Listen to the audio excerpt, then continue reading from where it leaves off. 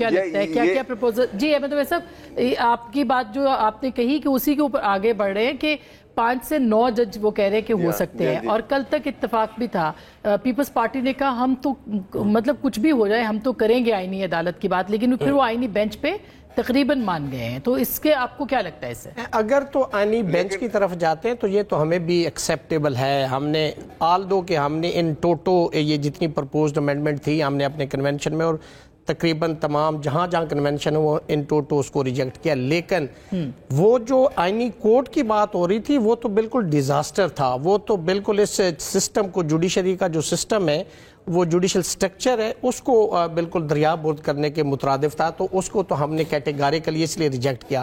اب اگر ہم تو پہلے بھی میں نے کئی پروگرام میں یہ بات کی کہ جیسے شریعت کورٹ، فیڈرل شریعت کورٹ کے کسی بھی فیصلے کو آپ سپریم کورٹ میں جب اسیل کرتے، چیلنج کرتے، تو وہاں پہ شریعت ایپلیٹ بینچ ہوتا ہے. تو اسی طرح سپریم کورٹ آف پاکستان میں ایک بینچ ڈکلیئر کر دیا جائے، ڈیزگنیٹ کر دیا جائے، اور جتنے کانسٹیٹیوشن میٹر آئیں وہ وہاں پہ جائیں. چونکہ اس میں میلا فائڈی یہ تھی جو ہمیں نظر آتی تھی کہ 199 جو آرٹیکل ہے جس کے اندر ریٹ جورسڈکشن، ایک تو یہ تھا کہ جو آرٹیکل 8 اور آرٹیکل 9 ہے سیکیورٹی آف پرسن کے حوالے سے اگر کسی کو بھی اٹھا لیا جاتا ہے تو ریٹ وہاں پہ مینٹینیبل نہیں ہے. یہ ایک بہت بڑا ظلم تھا ہیومن رائٹس کا. جی ایک یہ ہماری اس پہ بڑی سیریس ریزرویشن تھی. دوسری بات یہ تھی کہ جو آپ کانسٹیٹیوشنل کورٹ نیچے ہائی کورٹس کے بنائیں گے صوبوں کے اندر، ان کے فیصلے یہاں سپریم کورٹ میں نہیں جائیں گے، وہ آئینی کورٹ میں جائیں گے. اس کی ریزن بھی بالکل غلط تھی، اور وہ نہیں ہے.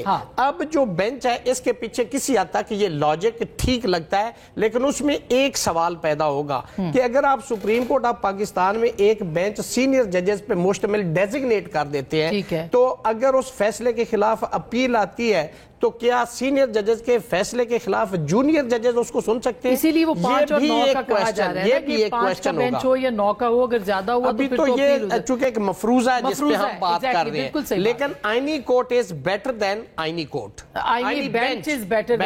اس پہ میرا جملہ پھر سے بار کونسل یعنی آئینی بینچ جو ہے وہ بہتر ہے بجائے کہ آپ آئینی کورٹ بنائیں. اس پہ تو ویسا آپ نے کہا نا کہ ہم دیکھ رہے ہیں حیت کیا ہوگی، اس کی جزیات کیا ہے، اس کے مطابق پولیٹیکل پارٹیز بھی اس پہ ایگری نہیں ہوئی. یہ چیز ہے نا کہ آئینی کورٹ تو بالکل ایک پیرلل جوڈیشل سسٹم لا رہے ہیں جس کی سبارڈینیٹ ہوگی سپریم کورٹ، اور سپریم کورٹ کے پاس 189 کے اختیارات بھی چلے جائیں گے، 184(3) کے تحت بھی چلے جائیں گے، اور باقی بہت سارے 190 اور آرٹیکل 189 کے، یعنی اس کورٹ کی ججمنٹ بھی باقی اداروں پہ بائنڈنگ نہیں ہوگی، وہ جو فیڈرل کانسٹیٹیوشنل کورٹ ہو. اچھا، اس لیے وہ ٹھیک نہیں. لیکن یہ اچھی بات ہے نا، تھوڑا سا پیچھے ہٹی ہے پیپلز پارٹی بھی شرمیلا. اگر ایسا ہوتا ہے کہ آئینی عدالت کی بجائے بینچ، یہ الگ بات ہے اگر بینچ 9 کا ہے تو پھر وہ آئینی عدالت ہی کہلائی جائے گی، مطلب کان کو یہاں سے پکڑے یا وہاں سے. مگر پیپلز پارٹی اس کا مطلب ہے کہ پیچھے ہٹی اپنے، انہوں نے مولانا کی جو بات ہے اس کو رکھا ہے اور مانا ہے.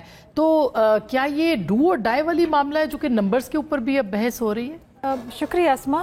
دیکھیے اس میں تو میرے خیال ہے کسی کو اختلاف نہیں ہے نا کہ جو آئینی معاملات ہیں وہ چاہے وہ الگ بینچ سنیں یا الگ عدالت سنیں، مطلب یہ سب اگری کرتے ہیں کہ یہ جو سپریم کورٹ کے اندر تمام آئینی معاملات جاتے ہیں یہ ان کا سارا وقت لے جاتے ہیں. They are over burden with these issues, اور باقی جو سول کرمنل کیسز ہیں وہ چلتے ہی نہیں ہیں.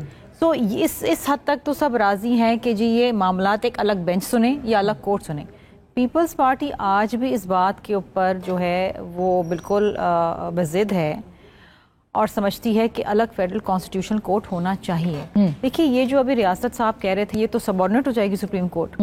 دنیا کے 77 ایسے ممالک ہیں اس وقت جس میں الگ کانسٹیٹیوشنل کورٹس ہیں، اور اس میں جرمنی اور آسٹریا اور اسٹیبلش ڈیموکریسیز ہیں. کیا انہوں نے اپنی سپریم کورٹس کو سبارڈنیٹ بنا دیا؟ بات ٹائمنگ اور طریقہ کار پہ ہے. یہ ہوتا نا اس پہ ڈیبیٹ ہوتی، انپوٹ ہوتا. یہ بھی آپ کی بات میں مان لیتی ہوں کہ جی ٹائمنگ، آپ کہتے ہیں جی ٹائمنگ صحیح نہیں. ٹائمنگ کب صحیح ہوگی؟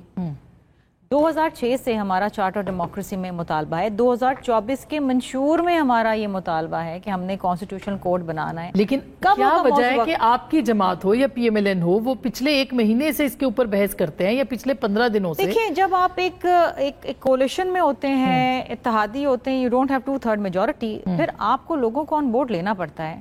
اور پھر آپ دلائل سے بات کرتے ہیں. دیکھیں ریٹورک کرنا جی پرسن اسپیسیفک ہے, منصور علی شاہ تمہارا تو جی فائز عیسیٰ ہمارا تو وہ تمہارا, which is unfortunate. بڑے honorable judges ہیں دونوں. آنریبل جج کو آپ کنٹروورشل بنا رہے ہیں. جہاں تک پی ٹی آئی کا تعلق ہے وہ تو دلائل سے بات نہیں کرتے نا, وہ تو ریٹورک ہے جی ہمارے خلاف آ رہی ہے, یہ امینڈمنٹ ہی ہمارے خلاف آ رہی ہے. ایسی بات نہیں ہے. جوڈیشل ریفارمز وقت کی ضرورت ہے, اس پہ ڈیبیٹ ہونے دیں. آج بہت اچھی چیز یہ ہوئی ہے کہ آج پیپلز پارٹی کی طرف سے نوید قمر صاحب نے موشن موو کیا کہ جی اس ہاؤس میں کانسٹیٹیوشنل امینڈمنٹ پہ ڈیبیٹ ہونی چاہیے. آج وہ ڈیبیٹ کھلی ہے اور پیپلز پارٹی نے کھولی ہے, اور یہ کہا ہے کہ ایسا نہ ہو کہ جی ہمیں پتہ ہی نہیں ہوگا کہ جی کیا آ رہی ہے. تو یہ ڈیبیٹ کتنے دن رہے گی, مطلب ظاہر چلے گی اب ڈیبیٹ, کل بھی ہاؤس ہے, سیشن ہے.